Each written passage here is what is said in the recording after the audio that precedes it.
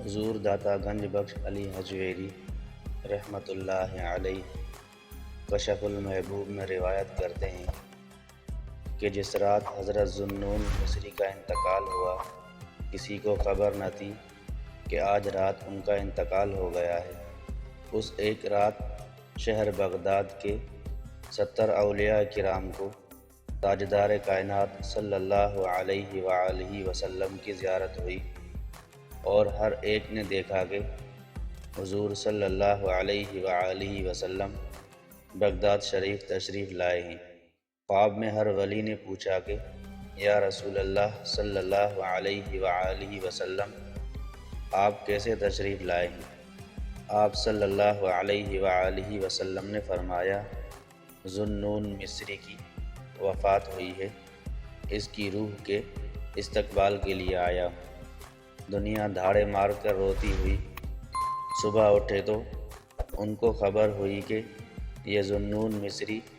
کسی مقام و مرتبے کے حامل تھے،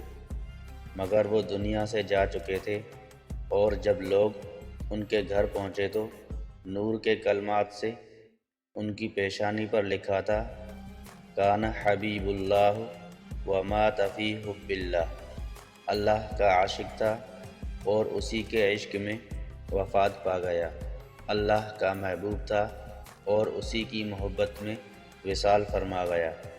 سخت گرمیوں کے دن تھے، ان کا جنازہ اٹھایا گیا، اعتراف و اکناف سے ہزاروں لاکھوں پرندے جمع ہو گئے، اور انہوں نے پر جوڑ کر سائبان بنا کر سایہ کر دیا۔ اللہ چاہتا تو بادلوں کے ذریعے ہی سایہ کر دیتا، مگر بادلوں سے یہ سایہ کرتا تو کئی نہ ماننے والے کہتے کہ بادل تو آتے ہی رہتے ہیں، مگر اللہ نے بادلوں کے ذریعے سایہ نہیں کروایا، بلکہ پرندوں کے ذریعے اس طرح سایہ کروایا کہ ان پرندوں نے پروں سے پر ملا کر سائبان بنا دیا۔ نیچے ذوالنون مصری کا جنازہ جاتا تھا اور اوپر پرندوں کا سائبان چلتا تھا۔